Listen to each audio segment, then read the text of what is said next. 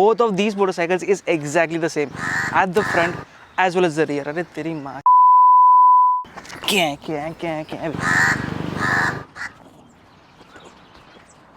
उसको PDC देने का था. Hello guys and welcome to MotorBeam.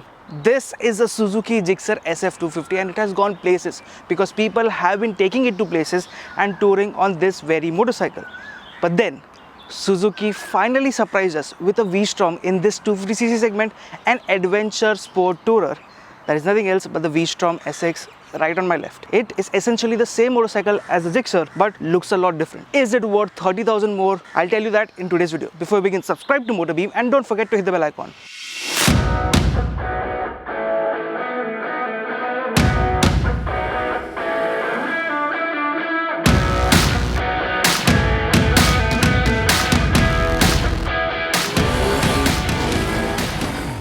In terms of styling, both the motorcycles are quite different. Now you will definitely say that this headlight is very similar to the Gixxer, the naked 250, but then we don't have the naked right now. We have the faired one, the SF. Both look apart, but then if you want a standout motorcycle, if you want a big bike feel, if you want a motorcycle that is standing in the parking and you want head turns, the V-Strom is the one to get because it is coming with those neon color options that you cannot just take your eyes off. This one is full matte black, looks very sleek, looks subtle. This one, it's a complete standout. Another thing is that you get knuckle guards, bigger wheels and overall a larger proportion on the V-Strom. However, the seat size, handlebar size, everything else on both the motorcycles is almost identical. I will go ahead and say this, even the chassis is exactly the same in both the motorcycles apart from the rear subframe.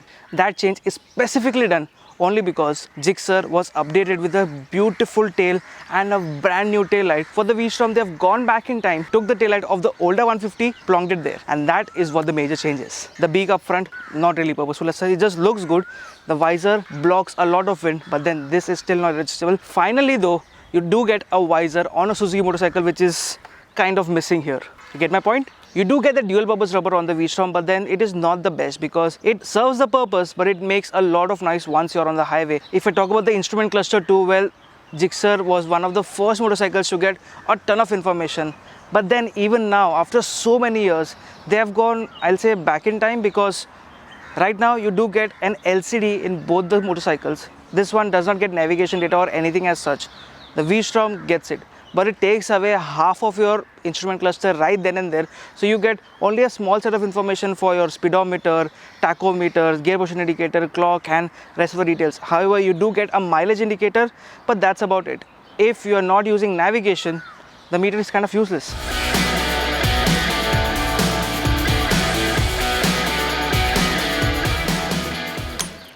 Now the lights on the Suzuki Gixxer SF have been the best till date because they light up the road pretty well.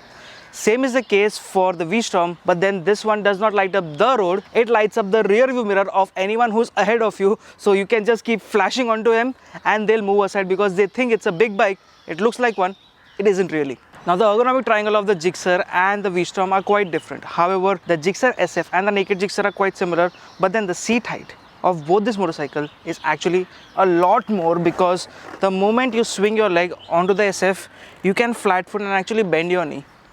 Over there, you can see Mandar tiptoeing.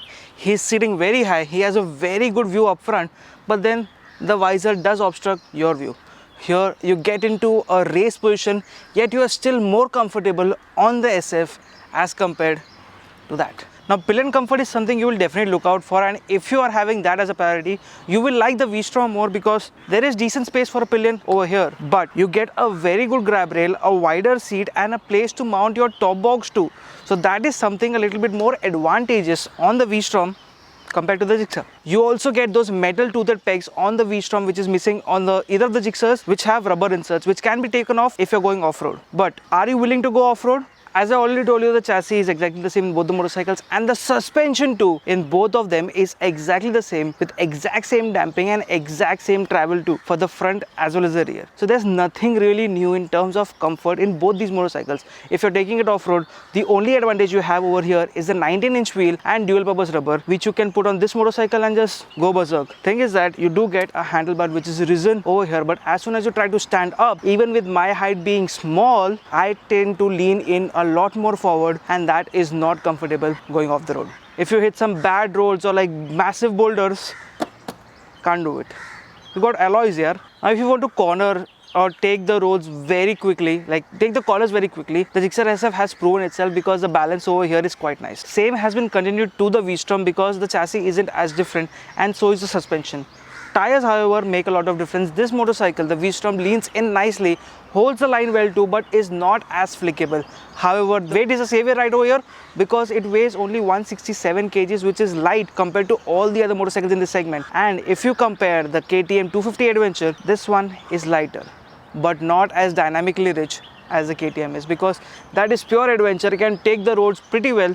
This one is a pure road motorcycle, can do a little bit of mild off-roading. Now both these motorcycles get their special SOCS cooled 249cc motor, which produces close to 26.6 bhp and 22.2 Nm of torque. Suzuki's engine is a lot more torque rich, so you get that low end and mid range punch, and the overall power is very linear throughout with a decent top end too. So if you're taking off-road too, so anything like that, the V-Strom will take in very easily. Engine, however, does not feel good to ride above 120 km/h. So if you're cruising close to 80 to 120, it's good. Above that, it's buzziness all over the place. However, the Gixxer will go close to 160 km/h, top it out over there. V-Strom will go close to 150. In GPS, on our reading, we have got close to 140 and 152. With the Gixxer SF 250, people have been expecting mileage close to 32 to 35 km/L. On the V-Strom, I've been able to achieve the max, that is 32. With a 12-litre fuel tank in both the motorcycles, yes, the V-Strom gets only a 12-litre unit. The range is quite less, not really touring ready.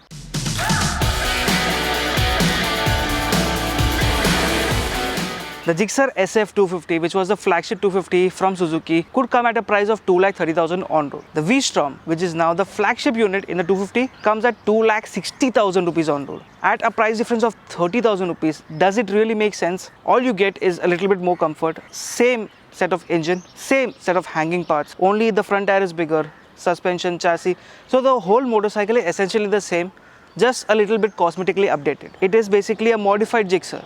And will you be willing to pay 30,000 rupees extra for a modified Gixxer? And for that, I will still regret this, because V-Strom comes as a name for a V-twin engine with a storming performance of torque. Here, it does not get that. I am not really disappointed, but not really as much happy, because the V-Strom SX does make a bit of a sense for anyone who's looking for a Suzuki adventure motorcycle. But overall, nah. Get yourself the Gixxer SF 250 and you'll be more happy. Thank you so much for watching. Bye.